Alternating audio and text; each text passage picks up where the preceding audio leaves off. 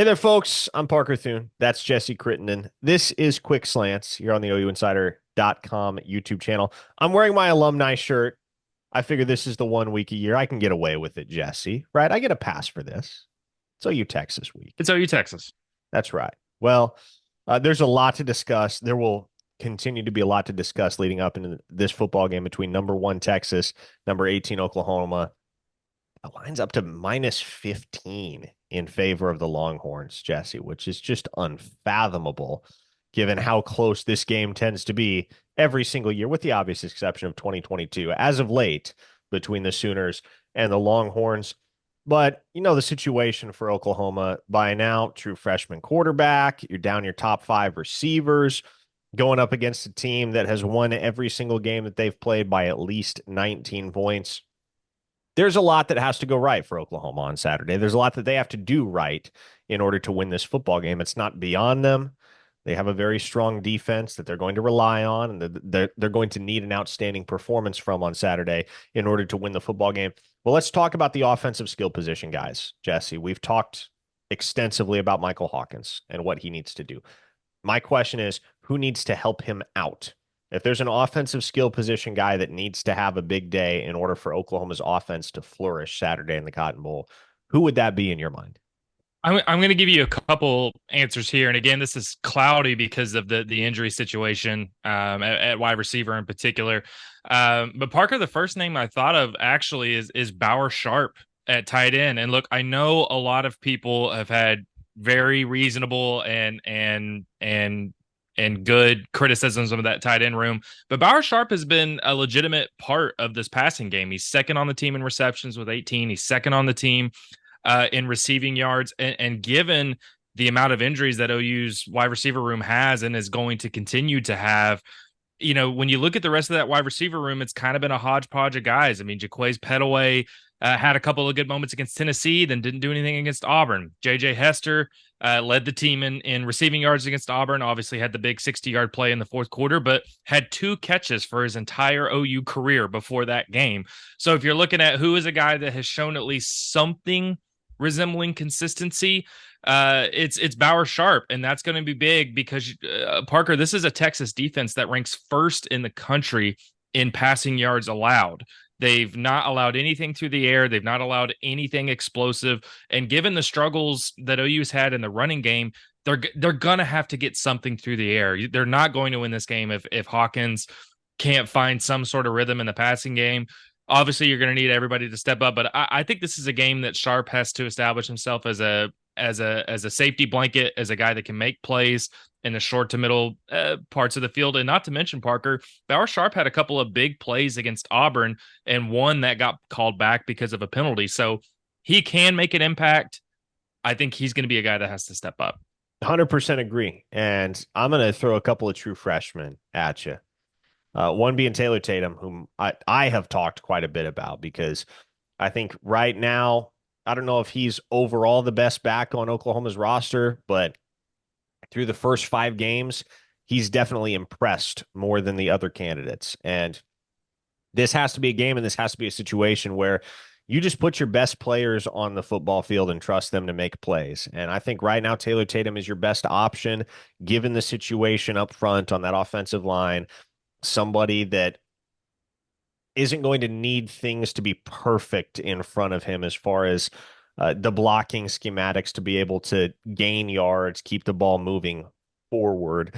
And so I think Taylor Tatum needs to probably see double-digit carries Saturday. That's what I'd like to see from the true freshman out of Longview, Texas. And I I can recall a time 20 years ago, in fact, when there was a true freshman running back that really had his coming out party. He'd been good to that point in the year, but he really had his national coming out party against the Longhorns in this very game. I'm referring, of course, to Adrian Peterson, who went for 225 yards in the Sooners' 12-0 victory over Texas in 2004. The other guy, and I was talking to a program source the other day that said, I could see Zion Reagan's having a big day on Saturday. And okay, that's one opinion. Uh, it might come to fruition, it might not. But what's interesting about Reagan's is although he has been on the field a lot for Oklahoma and has gained a lot of in-game experience, running routes and going through the motions and figuring out how he's going to be challenged by opposing defensive backs. He only has, what, 4 catches on the year, Jesse? He has not caught a lot of passes. And so there's not a ton of film on Zion Reagans.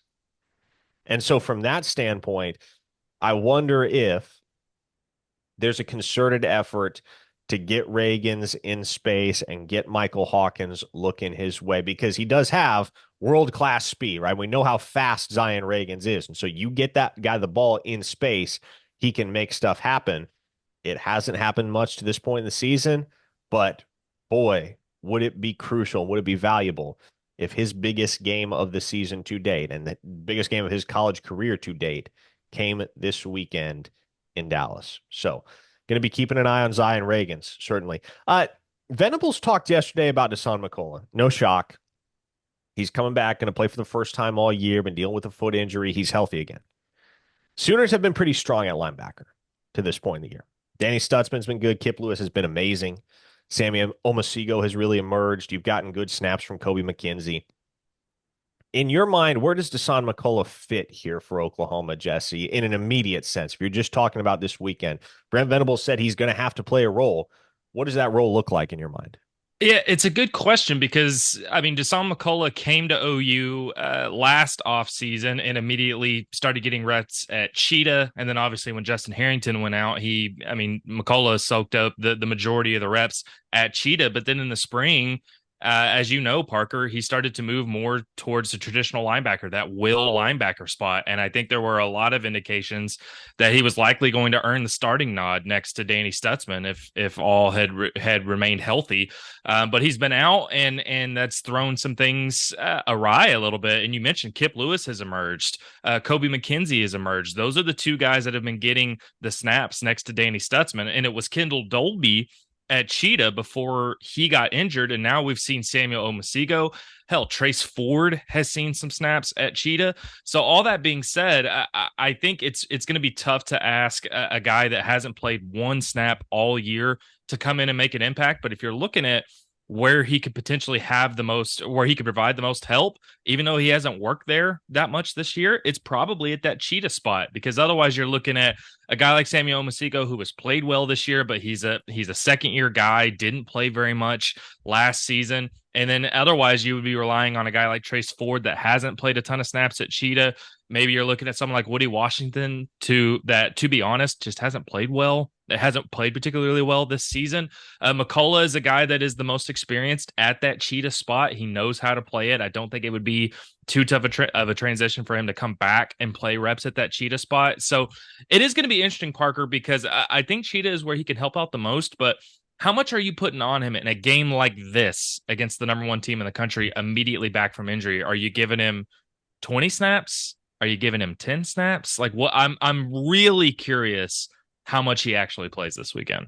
Yeah, well, and it'll be something that they have to feel out in the early stages too. Okay, how ready is he to go full throttle in an environment like this and give us quality snaps when we do have options elsewhere? If he's not the Deshaun McCullough that we know and have come to admire, and if it's not very evident that he is 100% himself again, well, then you don't have any reason to throw him out there on the field with how good some of those other guys have been. So again, I think it'll be something that they feel out in the early stages of the game when there's less at stake. I say less. Every snap, there's a ton at stake in this football game because of how the momentum can swing. But I think they'll try to get a handle on that in the early stages and then figure out what the recipe looks like for the third and fourth quarters of this game when Oklahoma is going to have to be at their best. One more question for you.